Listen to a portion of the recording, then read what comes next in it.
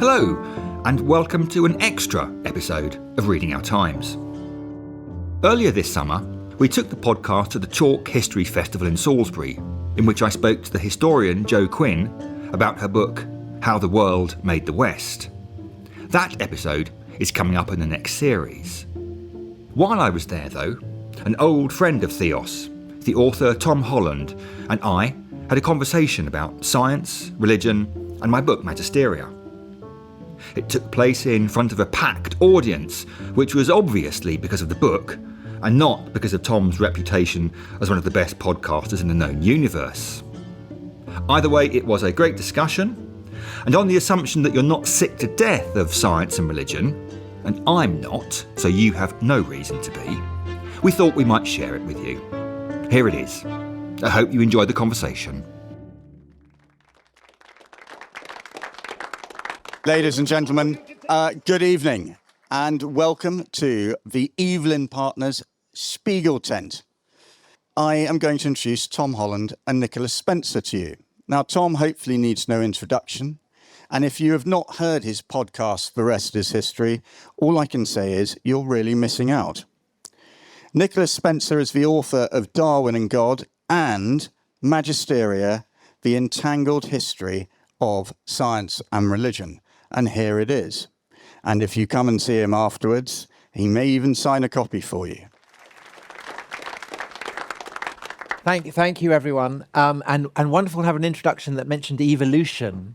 Nick, I know that your previous book was about Darwin, but I'm sure we'll be talking about Darwin at some point today, because we're going to be talking about the relationship between religion and science. And they were famously termed as rival or complementary. Was it rival or complementary magisteria by the great evolutionary biologist Stephen Jay Gould?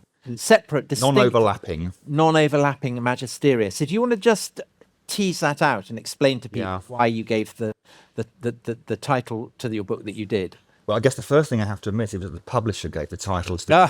All my titles were basically rubbish. I did. I mean, it was at the last minute, actually. I mean, it was a few months before publication. It sounds quite classy, a bit Harry Potter. It does, and a bit Philip Pullman as well. Yes, which, you can read either way. It hasn't sold quite as well as Philip Pullman, but some of the magic might have rubbed off. Stephen Jay Gould was an American paleobiologist. He died about 25 years ago, and he spoke into the big Darwin wars that were happening in America in the 80s and 90s, when you had Christian fundamentalists on one hand and Darwinian fundamentalists on the other, eagerly taking chunks out of one another. And what Stephen Jay Gould said was that, as far as he was concerned, science and religion were different magisteria. It's a term he actually took from Roman Catholic teaching, meaning like a body of teaching.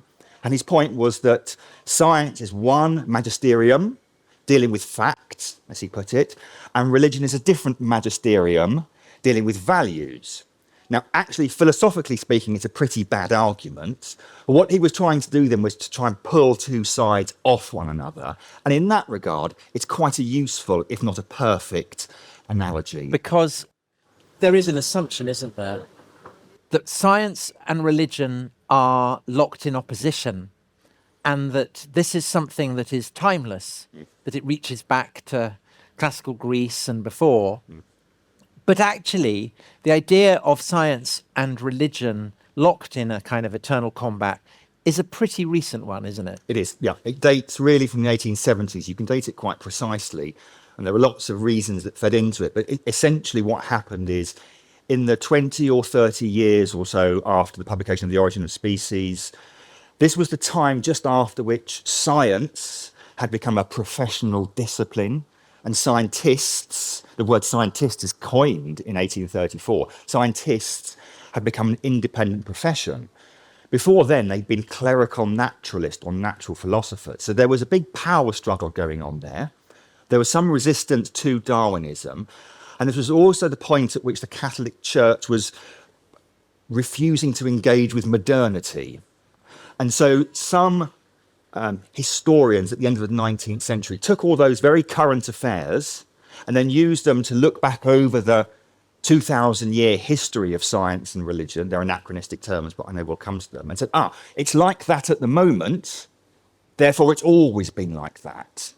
But were you to rewind in history and say to somebody, say from the period of Isaac Newton or John Locke or Francis Bacon or whoever, science and religion are in conflict, they literally wouldn't have understood what you were talking about. Because the words science and religion had not come to have the meanings that they have for us. Exactly. So let's just first of all tease out what we mean by religion and when the idea of religion emerges, and then the idea of science in the modern sense, when that emerges. So religio is the Latin word from which religion derives. It emerges in the sense that we tend to use it in the 16th century during the Reformation.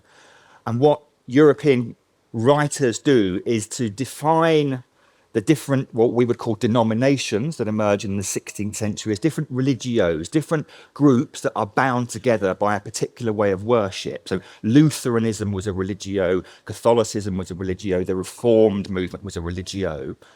This then precedes the age of exploration and imperialism, when lots of Europeans go out across the world and they discover things that look a bit like the things they've seen in Europe.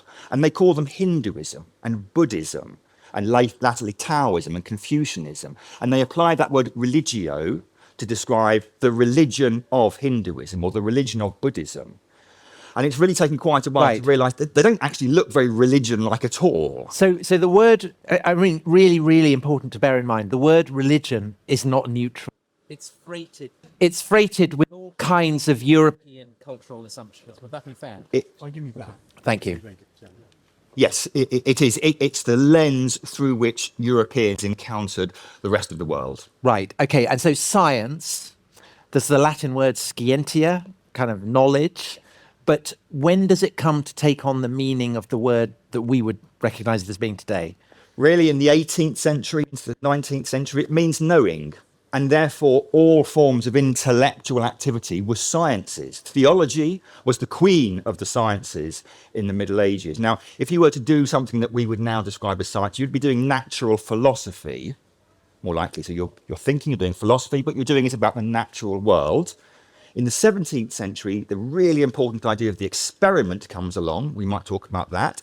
They come to be called experimental natural philosophers. And experimental natural philosophy in the 17th century then becomes something that looks a bit more like science in the 18th century. But really, the two terms only settle down to anything like a contemporary meaning by the 1820s, 1830s. So essentially, when people talk about the idea of religion and science being locked in an eternal conflict, that's very anachronistic. And to talk as people might do about Greek science, or about, have I gone again? No, absolutely cursed. Or about, say, Muslim science in the Golden Age of Baghdad, would that be anachronistic? It is anachronistic. What they are doing becomes science, and they are investigating the natural world in a systematic and ordered way. But if we're being accurate, being accurate in English, you'd call it natural philosophy. Each different culture tends to have its own terms to describe those activities. And is that partly because for the kind of the pre-modern European world, the idea of something called religion that can be separated out from other dimensions is very, very strange. I mean, it just wouldn't make any sense to anyone. It's kind of like science, what we would now call science and religion would be like gin and tonic in a gin and tonic. Yeah, I mean, the idea that there was a department of life that was religious. Again, if you went back to the 14th century, people would literally not have understood what you have meant. Now, there were things you did, particularly with regards to the rituals, that felt, as it were, more religious. But the idea that it was compartmentalized like this is a much more modern phenomenon. So the Epicurus, the Epicureans, the Greek philosophers, famously come up with the idea of atoms, but they're doing it not because they are kind of modern physicists avant la lettre, but because they have deeply philosophical presumptions that are basically requiring them to comprehend the world in those terms. Yes. So they're putting essentially the kind of the cart of a philosophical principle before the horse of the actual evidence. Yes, it is philosophy. And indeed, even philosophy is a slightly misleading term because we associate with philosophy the kind of thing that goes on with philosophy departments, and it's Wittgenstein and it's Kierkegaard and it's the kind of people that no one ever reads today. Philosophy, as you know, in the ancient world was a way of living. It was a way of engaging with reality as you understood it. So we kind of have to be careful to see any pre-modern culture as much more holistic in its understanding of these things than we naturally are. Okay, so let's look at how ideas that derive from Greece and from India as well, ideas that are often presented as being the beginnings of science, how are they mediated through the Middle Ages? So the key question is the authority. I mean, we don't kind of we compartmentalize the world into science and religion. As we've said, pre-modern cultures didn't do that. But that doesn't mean there weren't different hierarchies of intellectual activity. And philosophy was a supreme hierarchy, whereas something like mathematics was a lot lower. So when in the Middle Ages, there's a period in the 12th century, and then things change and it comes back in the 16th century, mathematics seems to be leading. And is this in Christendom or in the Caliphate as well? It's both. I mean, I was specifically talking in Christendom, the golden age. I put that phrase in inverted commas because many Muslims don't like it, but for the sake of brevity, the golden age of Islamic science lasts, roughly speaking, 850 to about 1200. There's a huge debate, which is a live one at the moment, about whether Islamic science decreases after that time, and if so, why. But what we do know is that the texts that they preserve from the ancient world, specifically, supremely Aristotle, make their way up into Europe, primarily through Spain. Aristotle becomes the philosopher in the 13th century and the authority. Aristotelian science is science. So what is he bringing to the party that they had not previously had? Well, he is bringing a number of different things, and I guess the most important ones for the progression of science is different ideas of causality. That Aristotle posits that there are four causes or four reasons to things, and I always forget them. There's a formal cause, an efficient cause, a final cause, and a material cause. So everything has four different causes. So this table, for example, the efficient cause is me as a craftsman making it. The material cause is the wood that it's made of. The final cause is the purpose for it. And what was the other one? I always forget them. Anyway, everything in the world, whether it's material or immaterial, is driven by these four causes. And in the beginning of the 17th century, a British or English philosopher, Francis Bacon, strongly rebels against this idea. And the reason he does so is actually because Aristotle has become synonymous with Catholicism, because Aristotelian philosophy underpins the Catholic worldview in the 16th century. Bacon and most other English people are Protestants, therefore they don't like Catholics, therefore they don't like Aristotle. And what Bacon does is he argues there aren't four causes. If you want to know why something exists, you want to know what it's made from, its material cause, and who made it, its efficient cause. Its final cause, its telos, its end, is irrelevant. That's a business of metaphysics rather than physics. Now, it's a controversial move at the time, but it's an incredibly important move because what it means is that now when I start investigating reality, like I'm analysing water, for example, I'm no longer interested in why water goes up or down. It's drawn to the heavens or drawn to the earth. I'm interested in its constituent material elements. And that's a remarkable change. And that really sets off what we now call modern science. This is a garbled memory. Doesn't he die of a chill after trying to stuff snow up a chicken's bottom? He does. He's an old man. He's taking that's commitment to it is. The experimental method, isn't it? He has this idea that maybe the cold will preserve as well as salt. He stops. He buys this chicken off an old woman. I think at Highgate. That's right. He gets her to stuff it. And then he gets involved as well, but he catches the chill and he goes home and dies. And that's commitment to science. It really is. And he is often cast as being the first experimentalist. Is that a reputation that is overblown, or can we, as patriotic Englishmen, celebrate? And women, of course. So patriotic Englishmen and women said in the early 19th century that Francis Bacon is the father of science. He's not. Oh, he did very little. That's such a shame. I'm sorry to burst your balloon there. Such a shame. But what he did was he set the kind of ideas going, which is almost as important. So, so clearly, in the Protestant England, there is an idea that this kind of research is godly, and that it is something that is superior to the kind of spiderweb strewn edifice of popery. And I guess that another English Protestant who kind of buys into this idea a few decades later is John Milton, who goes to Italy where he visits Galileo, who he casts as the victim of the Inquisition and of kind of papist obscurantism. Yep. Is that true? When he visited Galileo? No. Is Galileo the victim of sinister papal repression? It's 50-50, to be honest with you. I mean, it was once said that Galileo would rather lose a friend than an argument, and he repeatedly kicks the hornet's nest. When he first goes to Rome in 1610, 1611, he's actually welcomed. People look through the telescope. The papal authorities are genuinely quite positive.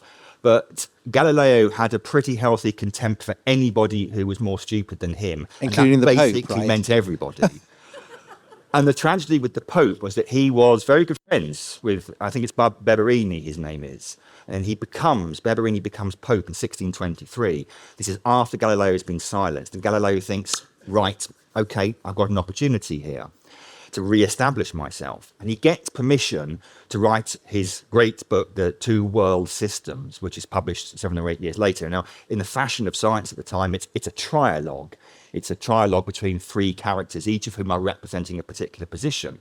One of the characters in Two World Systems is called Simplicio. He's allegedly based on a 6th century philosopher, but Simplicio means simpleton.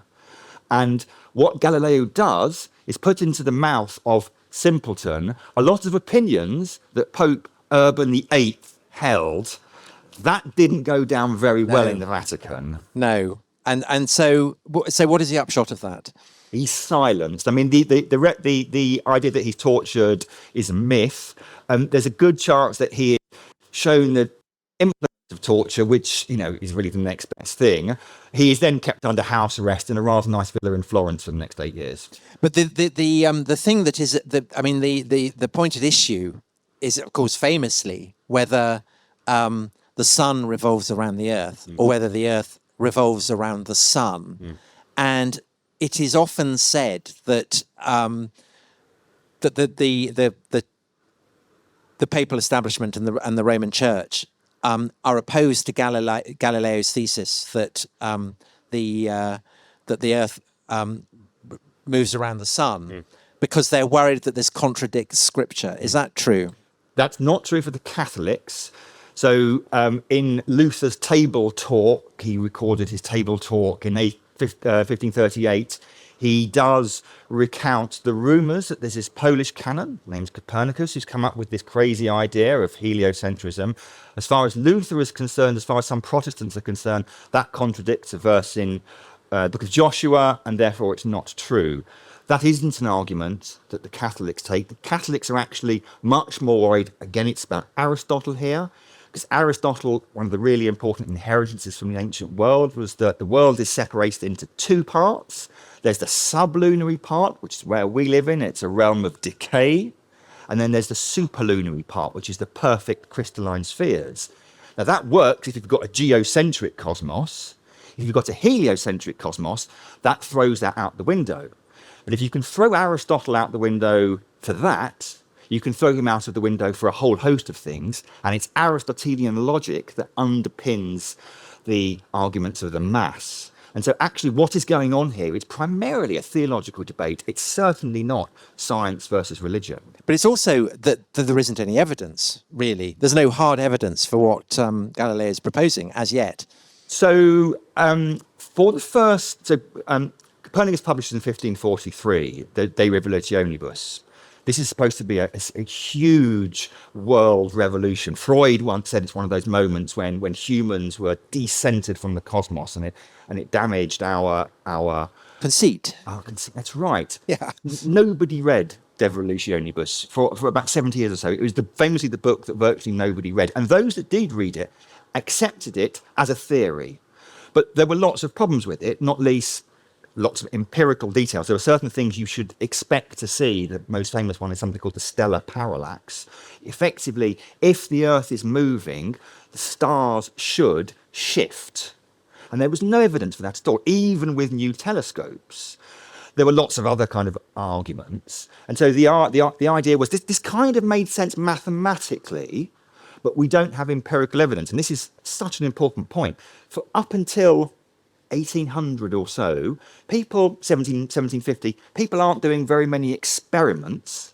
Most science is done at a theoretical level, in particular at a mathematical level. But so for Milton, the fact that Galileo has been imprisoned is evidence to him as a Protestant that Catholicism is backward and superstitious and hidebound.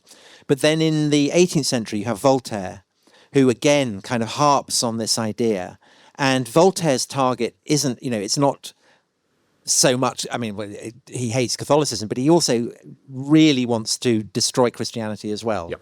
And so in the Enlightenment, kind of Protestant traditions that the Catholic Church is opposing the development of natural philosophy comes to evolve into a sense among some of the more radical spokesmen of the Enlightenment that it's Christianity and by extension what I suppose we could start to call religion per se. Yep. So you've got to be careful about your arguments. Exactly right. So Protestants in the back end of the 17th century want to distinguish themselves from Catholics who are bound by certain authorities, and as a Protestant I'm not.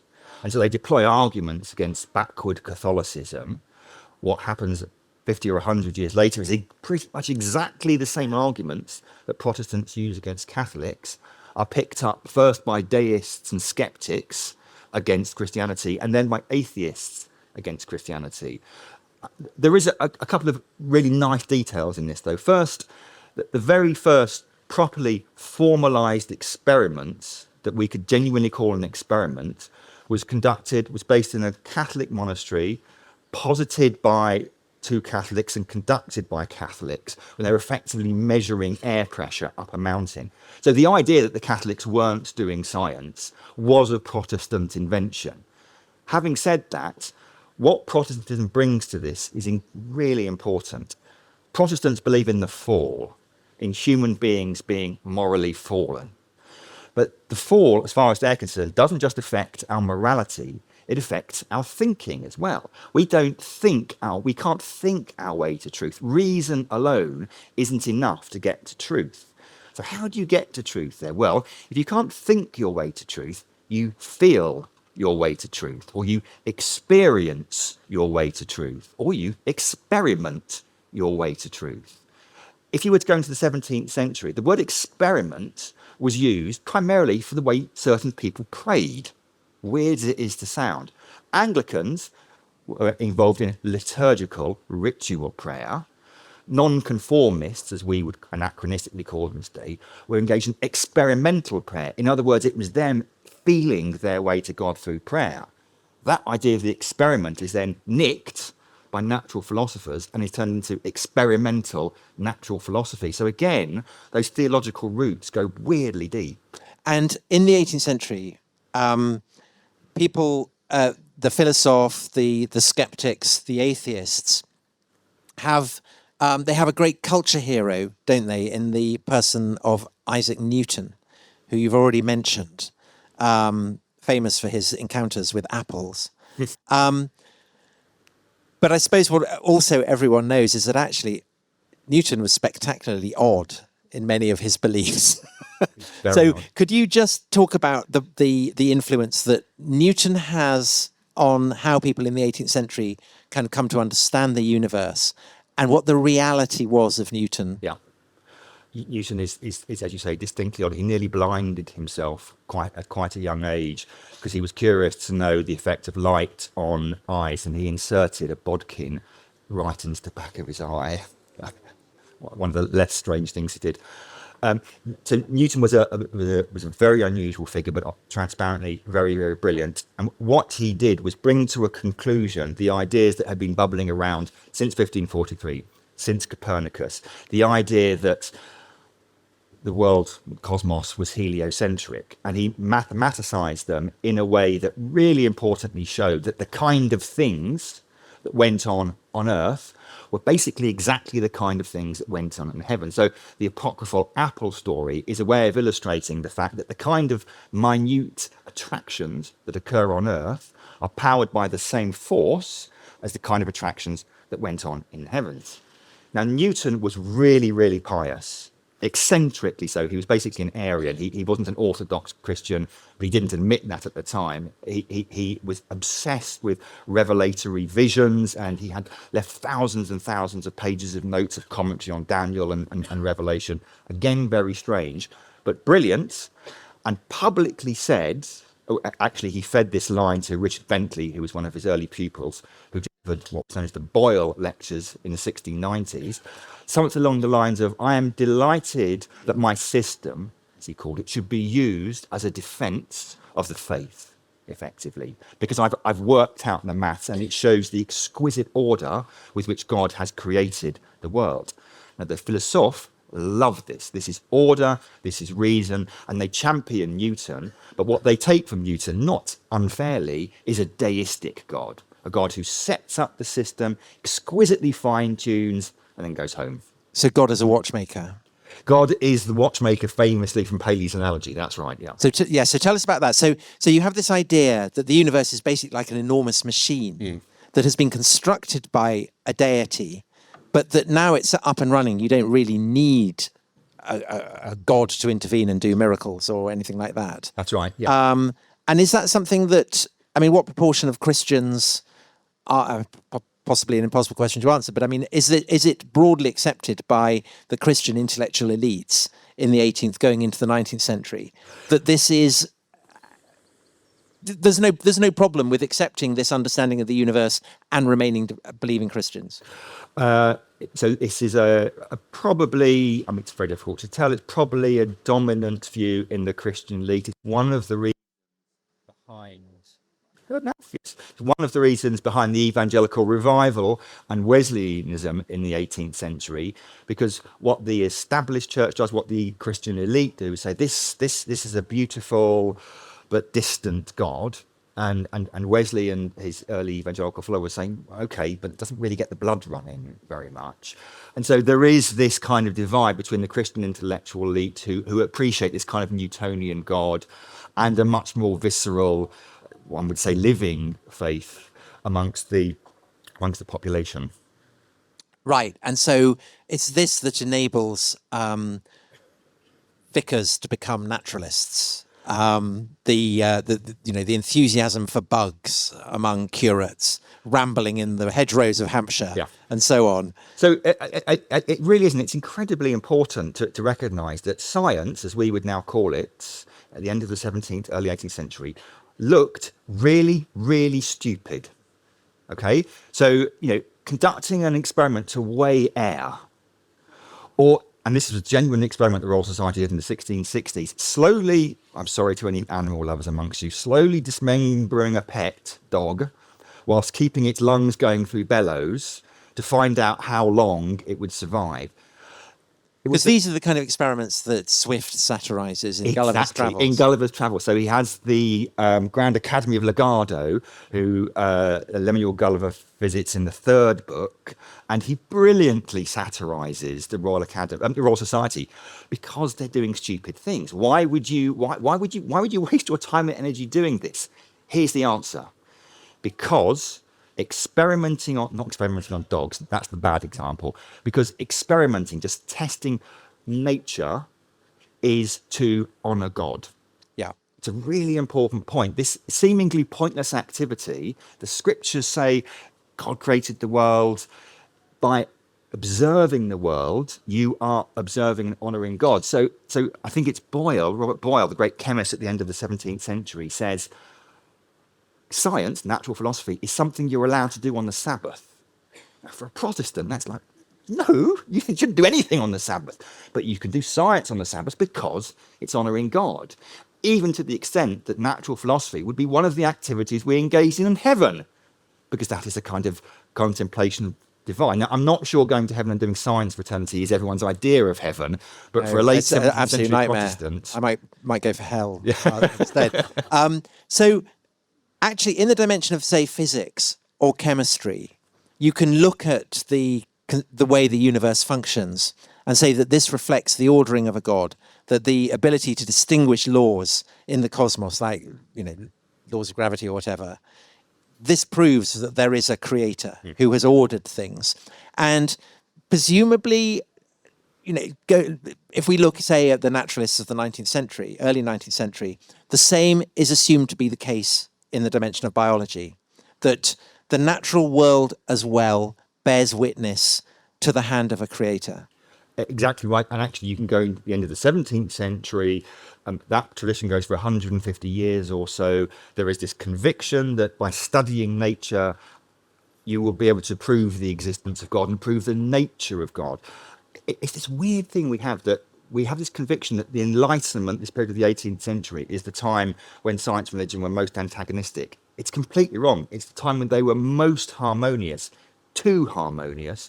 Because what the natural philosophers were doing is, you can study everything, and I mean everything, insects, mussels, fire, comets, and published a book which had theology at the end of it, because you can prove God's existence from all this. And then I know that he is not the theme of your new book, Magisteria, but he is the theme of your first book on this subject. And that, of course, is Darwin. And he basically comes along and blows this view up. And I'm guessing that from the fact that you chose to focus on him first and give him an entire book, you would estimate that his role in the development of this idea that religion and science are opposed is really crucial. The first thing I have to say is I love Charles Darwin. I spent a lot of time reading his letters and his diaries. I mean, we've talked about Galileo, we've talked about Newton.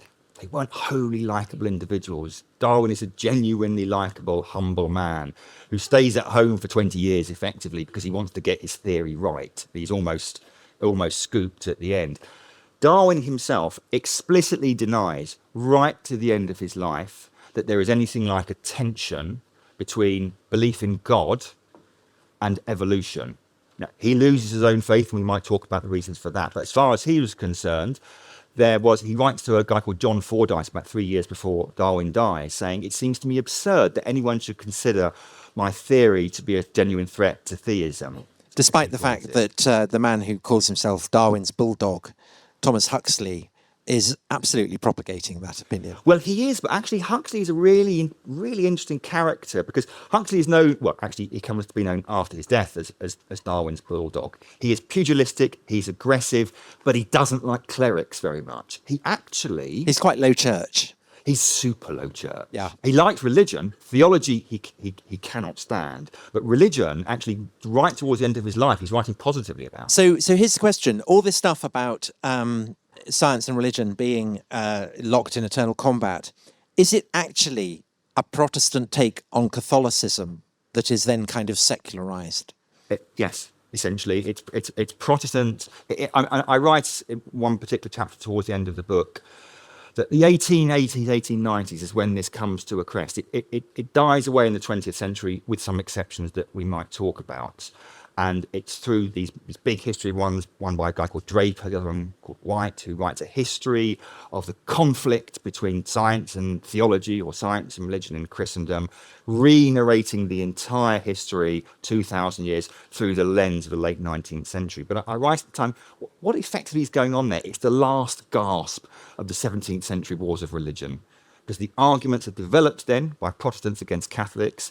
They're used by skeptics against religious, and ultimately, by the end of the 19th century, they're used to re-narrate the whole science and religion story. And do you think that that's a trend that carries into the 20th century, and it may even into the 21st century, a sense that kind of skepticism of religion as hidebound, as superstitious, as intolerant of scientific knowledge, carries a kind of Protestant tinge to it right the way through? I'm not so sure about that. It really depends on where you are. So if you're in the English-speaking world, well, even between the UK and America. See, one of the interesting things is that Darwinism, evolution, isn't actually that big a deal in late 19th century America. So William Jennings Bryan, who famously defends the creationists and the Scopes trial, writes in the 1890s that I'm not an evolutionist myself, he effectively says, but I don't really object to anybody's desire to be an evolutionist. And what happens in America is, firstly, the world is shocked by the First World War and the seeming doctrine that might is right. And in particular in the US, Darwinism comes into the US through social Darwinism, particularly through a thinker called Herbert Spencer. Spencer, no relation, argues that nature progresses by the weakest dying. Spencer says, well, if nature progresses that way, that's how society progresses. And so any attempt by the state to ameliorate the suffering of the poor and weak and the indigent and so on and so forth, it might be attractive in an immediate way, but actually it's impeding human progress. And if you were poor and weak and needy, that doctrine had limited appeal. That, combined with eugenics and the legislation passed by the Supreme Court, famously, who was the Oliver Wendell Holmes' argument that 3 generations of imbeciles is enough, was the argument used by the Supreme Justice of the High Court to justify the sterilisation of a young girl in the 1920s. That was justified on biological grounds. Well, frankly, if that's the justification on biological grounds, who wants it? Well, the Nazis do, for starters. The Nazis do, exactly. And this is one of the enormously uncomfortable facts that eugenics is an issue in the free world, Britain, particularly in America, but also in Germany in the 30s. Yes. And so that then becomes, after the Second World War, that whole field of eugenics it dies away a bit. Hugely huge. Yes, exactly so. Just talking about the conflict between religion and science, but do you think there's also a way in which some branches of science perhaps generate a sense of that more than others? So I'm thinking the 2 most celebrated scientists in the late 20th century Britain, certainly in terms of the impact of the books they wrote, was Stephen Hawking, a physicist, and Richard Dawkins, a biologist.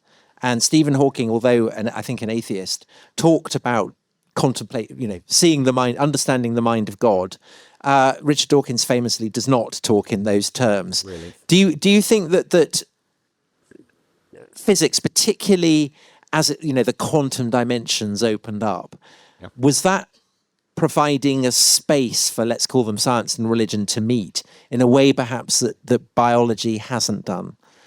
Yes. So it's actually a story that goes into the 19th century. If you were to name the 4 greatest British physicists of the 19th century, Michael Faraday, James Clerk Maxwell, George Gabriel Stokes, who no one knows about today, and William Thomson, Lord Kelvin, all of them are devout. And these are leading scientists. If you were to name the leading biologists of the time, you have people like Huxley and Darwin and John Tyndall as well, although Tyndall's not really a biologist so much, who see much more of a problem there. You go into the 20th century, Einstein talks relentlessly about God. Niels Bohr, his friend, at one point says, Albert, can you please stop telling the Almighty what he can and can't do? Einstein doesn't believe in any conventional sense in a God, but he considers himself a kind of a Spinozan pantheist, effectively. But if you're dealing with the weirdness of the quantum world or the extraordinary cosmic order, it just seems to be a bit easier to basically you slide into metaphysics. That's what happens. If you start talking about, so the Big Bang, time, or eternity, black holes, or whatever. Yeah. Biology will immerse you in pain. And that's the critical difference. William Paley, whom we've talked about a little bit, he's a reverend. He comes up with this stuff. He's the apex of this idea that there is a beautiful, ordered creation, ordered by God. And at one point he writes in his great book, Natural Philosophy, it's an evening like this. He says, I take my horse through the countryside and I look all about me. And he says, all is something like perfect contemplation and blessing. Now, actually, if you start to peer into nature, no, it's not, actually. So you famously get red in tooth and claw, although that slightly predates Darwin. Because it's the Ichneumon wasp, isn't it, that causes Darwin particular trouble? Yes, I fail to believe that the Almighty... So this is the wasp that lays its... feeds on live caterpillars, that's right. Yeah. We don't know if they're live or not, but anyway, it's not a nice thing. So it is partly that. It's partly that biology immerses you in a world of pain. And so actually what's going on here is not religion and science. Again, it's theodicy. It's the classic problem of pain question. But there's another really important dimension to this, which is the question of authority. One of the reasons why science and religion are at loggerheads to some extent in the 19th century is, as I said, at the beginning of the century, you want to go to someone who's doing science, you'll go to an Anglican cleric, a natural philosopher. The end of the century, you go to a scientist. When an institution or a body in society loses authority, it hurts. And that's one of the reasons why there was this conflict in the 19th century. But by 1900, anyone who was doing science was a scientist. Yeah. There was no conflict there to have. And that's one of the reasons why actually in the 20th century, the conversations tended to be more positive and enjoyable, because there hasn't been this power struggle going on. Well, so just to end, I mean, you're very, very fascinating about AI, and I suppose one of the themes of the past 150 years is that the ability of human beings to fathom the dimensions of science in a way that religion supposedly can't. But what are the implications for science and the relationship of humans to science if the ultimate knowledge of the universe is no longer ours, if it's something that is bound up with algorithms and such like? So if you like, if there's any single underlying theme to the book, it's how do we understand the human nature, and importantly, who gets to say, who gets to adjudicate on what kind of creatures humans are? And that is when things have got a bit sparky, when people have said humans are only machines, or only primates, or only genes, or only information. That's when the tension has arisen. Now, the very last bit of the book talks about AI, because it occurred to me that actually, as we move into the 21st century, our ability to understand, control, modify, and quote-unquote improve the human is absolutely unprecedented. And we're busily generating these kind of creatures, AI, that seemingly are going to become human. But the argument there is that there's a big misconception in that. Because the logic is that, okay, humans are quintessentially special because they're rational. Going back to Thomas Hobbes, the idea of rationality is just information processing. AI processes information much better than we do. Therefore, AI is more rational. Therefore, AI is more human. And I think that's a fundamental error, because it completely ignores the significance of the body. We are not just rational creatures, but we're embodied creatures. Yeah, but Nick, what about the killer robots? It's not the killer robots you want to worry about. I don't know if anyone's seen the BBC website today. I just noticed this on the way down here. There's a story about scientists growing human skin in labs for AI. Isn't the picture there really, really disturbing? So it's not just that they're kind of killer or that they're intuitive. It's the fact that if they've got skin in the game, that's the thing that makes a difference. Nice. Literally. Nice. The fear of ghosts in the machine, I suppose, which has been an anxiety since Frankenstein. It is, although, I mean, I don't know if I'm being heretical here, but, if at some point or other we generate AI that is not only information processing, it's rational, but it has a presence, a physical presence in the world, because the critical thing about us is that we are vulnerable, contingent, fragile, dependent, material, embodied beings. that gives meaning to our lives, that orients us in the world, that is the basis of all our morality. Now, at the moment, I don't know if anyone picked up that Nick Cave story last year. Someone sent Nick Cave some lyrics that had been written in the style of Nick Cave by ChatGPT. And Nick Cave said, this is bullshit. And he said it was bullshit because music is about transcendent. It's about straining against the human condition. AI hasn't got a condition to strain against. Now, he's absolutely right. But if one day we do develop the kind of AI that is vulnerable and contingent and fragile, and, well, I think it's incumbent on us to treat it with the kind of respect and even with the rights that we might be reluctant to do so, particularly because you do not have to go very far back in history to come across court cases in which humans' ability, basically white people's willingness to accord full human status to people of another skin colour, was not legally binding. And so I'm not actually that antipathetic against the idea of genuine AI kind of beings. Have you not seen Terminator 2? That was quite scary, yes. Terrifying. And you're a Christian?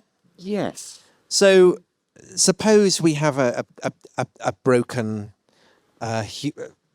suffering form of AI. Did Jesus die for that? I wasn't expecting that question. Well, I like to end on a theological bombshell. So, a slight detour. We think aliens are a quintessentially modern issue. No. Theologians in the 15th century were debating whether Jesus had died for aliens on other planets. They didn't think aliens existed, but it's one of their extraordinarily fertile mind games they played. And some of them said, well, he might do. It might be fitting, that was a very medieval word, it might be fitting for God to have died, to have given himself to aliens. If the medieval theologians, if it was good enough for them, it's good enough for me. Do you know, this is just tangential, but it reminds me of a book that I was sent to review, which I would never otherwise have read, which was about leading scientists debate whether there is life on other planets. And they had a whole range of physicists and biologists chiefly. And the physicists seemed to completely assume that life was everywhere, across the universe. And almost all the biologists said, no, it's just here. So the physicists do the number crunching, yeah. And statistically, by planetary terms, it's almost certain. And the biologists do the life improbability thing. Yeah, and they say fight no. one another. Yeah. Anyway, so I think it's kind of warning against thinking that there is one way of doing religion and definitely one way of doing science. So that's brilliant. Thanks so much for that. We should open up the floor to questions, of which I'm sure there will be many. Gentleman there. Thank you very much for a very interesting talk. The name's Mark Allen. Just a question. How do you justify science, which is based on veritable fact, which is tested and tested again, with religion, which is about faith and blind faith? Do you think they are, if you like, divergent philosophies that are entangled and will be forevermore entangled, or do you ever see them converging together? So I would, as any good politician, would question the premises of the question. The idea that religion is based on blind faith and science is simply based on facts isn't, if I may say so, a very accurate one. There is actually a great deal of faith in science. It tends to be termed in other ways. It's termed theory, it's termed hypothesis. There is a relentless attempt to test and experiment. But interesting, there are some scientific disciplines where even that is very, very hard. So science is really a very subtle dance between hypothesis, between things we don't know, we think might be true, we feel might be true. There's a significant attitude to intuition in the practice of science, and then the relentless examination, institutionalized examination of it. Now, religion is a very different thing. It's the kind of thing that people do. Actually, the proper comparison is with theology. And theology at its best exhibits a similar kind of process of positing ideas and then testing them according to whatever the data might be. And the data might be scripture, it might be personal experience, it might be history. So there is a similar kind of intellectual dance going on there. They're different disciplines, and in that regard, Stephen Jay Gould was absolutely right. But really, they are both, as it were, cousins of the within the basic human approach to the acquisition of knowledge, which is a mixture of hypothesizing, positing, and then testing. So, yeah, there's a proximity to them. They are different, but I don't think they're as fundamentally different as all that. Do we have another question? You mentioned towards the end of the talk that the tension between religion and science had kind of been won by science at the end of the 19th century. Do you feel that there's now signs of a sort of revival of religion, particularly thinking of, academic curricula in the southern United States, I guess, as an example? Is a revival of religion. US is unusual like this, shall we say. And we didn't talk about the Scopes trial. This is the famous kind of fundamentalist creationist trial in 1925 in Dayton, Tennessee. After being publicly humiliated, the fundamentalists kind of, as it were, went underground, so to speak, as it were. Creation science was then really invented, and I've put creation science in heavily inverted commas, in 1960s. What's really interesting then is that if you went before that, in brackets the 20s and the 1910s in America, what people like William Jennings Bryan and the fundamentalists are doing are defending their view on scriptural grounds, Genesis, literal reading, so on and so forth.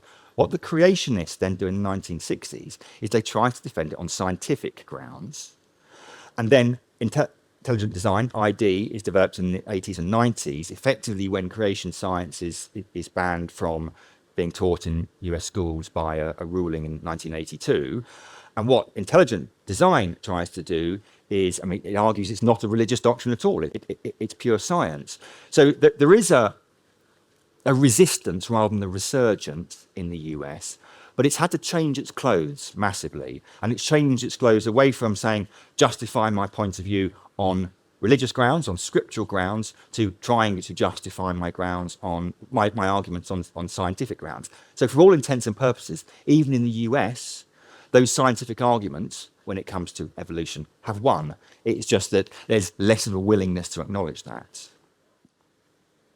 Question in the back, yeah. I was interested in what Tom had to say about Epicurus and their atomic theories, because with the atoms and with the Epicureans, there's no room for God at all. We're kind of in an atheist world, and I think Socrates had something similar where he says, is something good because the gods say it is, or do they say it's good because it is good? And sort of the Greeks seem to be, at that time, or in their philosophy, fundamentally atheists. So there's almost no room for religion. And not that Socrates was known for being a great supporter of science, but it feels like there's no entanglement there at all. They've almost just wiped the gods to one side. I defer to my learned colleague here, but I think that actually there's much more religion in the ancient world, in the ancient scientific world, than is indicated by that. It's not religion as we recognise it, but who is it who says all? Epicurus does believe in gods. It's just that they don't take any interest in us. It's closer to a deistic kind of worldview. And also the important thing to recognise is those philosophical views are rebelling against a polytheistic culture which is very popular in the wrong sense of the word as far as the philosophers are concerned. So it's not a kind of a studied response against kind of a Newtonian God. It's a rejection of folk religion, effectively. Thank you. You said that Darwin lost his faith. Was that because his scientific experimentation resulted in ousting his faith? And was his faith and science incompatible for him at the end? So Darwin lost his Christian faith. This is endlessly debated amongst biographers and historians. My view is that it's a 50-50 issue. Famously, he was training to be an ordinand at Cambridge University when the opportunity to come up on the Beagle presented itself. His dad wasn't keen.